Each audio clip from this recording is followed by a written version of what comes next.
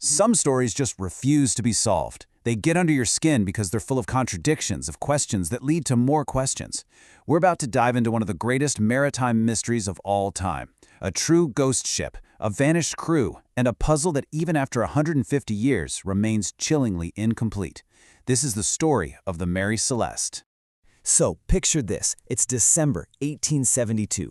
You're out in the middle of the Atlantic Ocean. It's vast, it's cold, and it's unforgiving.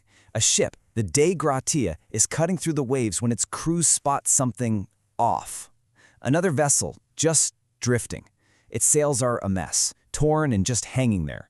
It's moving, but with no purpose, and the closer they get, the more unsettling it becomes. There's no sign of life, just a deep, profound silence. The captain of the Dei Gratia, a man named David Morehouse, he tries to signal the ship. Nothing. He hails them. Still nothing. As they get even closer, a sense of dread must have set in, because he recognizes the ship. It's the Mary Celeste. He knows this ship. It left New York just a week or so before his own. It should be close to Italy by now. So what is it doing here, all alone, a ghost on the water? He sends a few of his men to board her, and what they find, well, that's where our story really begins. What the boarding party found just didn't make any sense. It was a scene of complete contradictions. First, and most obviously, the ship was totally empty. Not a single person was on board. And yet, the cargo, over 1,700 barrels of industrial alcohol, was secure and untouched. Down below, there was 6 months' worth of food and water. In the crew's quarters, all their personal belongings were right where they should be. The ship itself was in great shape, perfectly seaworthy. But the 10 people who were supposed to be on board were gone. The ship's navigation tools gone, and the ship's only lifeboat also gone. So that's the million-dollar question, isn't it?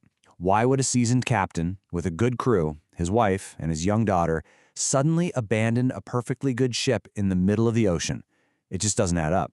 To even begin to understand what might have happened, you have to look into the ship's history. Because you see, long before this voyage, this ship, she already had a reputation. Let's rewind a bit. Before she was ever called the Mary Celeste, she was born in Nova Scotia back in 1861 with a different name. She was called the Amazon. And from the moment she first hit the water, she seemed to attract bad luck. Sailors are a superstitious bunch, and this ship gave them plenty of reasons to be. It was, for lack of a better word, considered cursed. I mean, you almost can't make this stuff up. Her very first captain, he gets sick and dies just 9 days into her maiden voyage. A little while later, she collides with another ship and sinks it. Then, while she's in a shipyard for repairs, the whole place catches fire. And the final straw, in 1867, she gets caught in a nasty storm, runs aground, and is so badly damaged she's just abandoned as a wreck. It's like a magnet for disaster. But she wasn't a wreck for long. She was salvaged, patched up, and eventually sold and renamed the Mary Celeste. And she got a new captain, Benjamin Spooner Briggs. Now this guy was the real deal. A total professional, deeply religious, a man known for his calm and steady hand. And on this trip, he brought his wife Sarah and their little 2-year-old daughter Sophia. The 7 men he hired as crew were top-notch. So we need to be clear, this was not a crew that would panic easily. All right, so before we get into the theories of what might have really happened, we have to clear the air a little bit. Because the mystery of the Mary Celeste became so famous, it turned into more of a legend than a true story.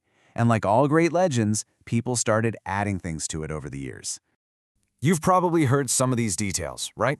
The story goes they found warm meals still sitting on the table, as if the crew just vanished mid-bite. Or a pipe that was still smoking.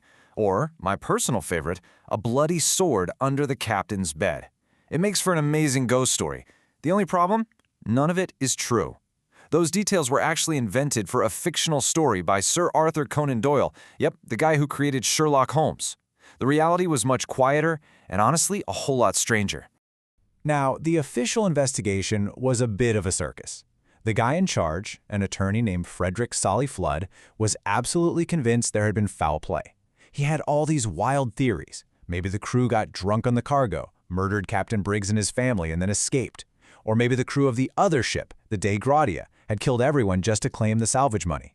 He pushed these ideas hard, but there was one huge problem. There was zero evidence. That bloody sword, they tested it. It wasn't blood. Every one of his dramatic theories just fell apart. So if it wasn't pirates, or a mutiny, or some sea monster, what happened? For over a century, people have been trying to figure this out. And the most compelling theory, the one that scientists and historians keep coming back to, well, it suggests the answer wasn't on the deck at all. It was down in the hold. It was the cargo.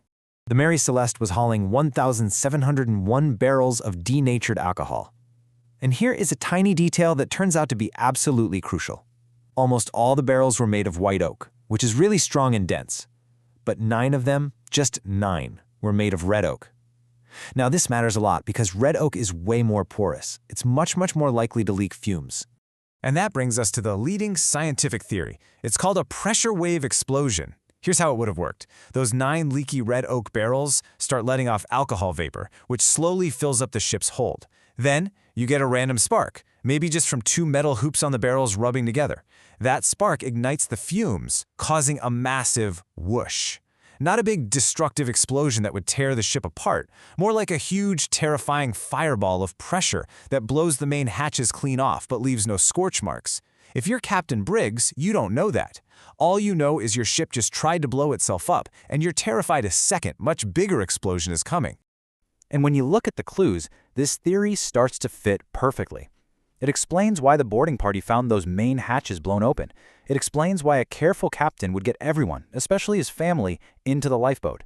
The plan probably wasn't to abandon the ship for good. It was to get a safe distance away, maybe tethered by a rope, and just wait to see if the ship was going to blow up. This also explains why they took the navigational tools. It wasn't a panicked escape. It was an orderly, temporary evacuation. So, we have a very, very plausible reason for why they left the ship. It makes sense. It was a calculated risk made by a good captain who was just trying to protect his family and his crew from what seemed like a catastrophe about to happen. But that only solves half the mystery. It doesn't answer the final and most tragic question. 10 people. Captain Briggs, his wife, Sarah, their 2-year-old daughter, Sophia, and 7 good sailors, all of them in a small lifeboat, out on the open Atlantic. They were waiting for a danger that never came. The ship didn't explode. It was fine. It just sailed on, empty. And that is the question that no one can answer. What happened to them?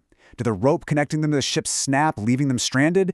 Did a sudden storm come up and swamp their tiny boat? We will probably never, ever know. We may have solved the mystery of why they left the Mary Celeste, but their final fate? What became of those 10 souls? That's a story that remains lost to the silence of the sea.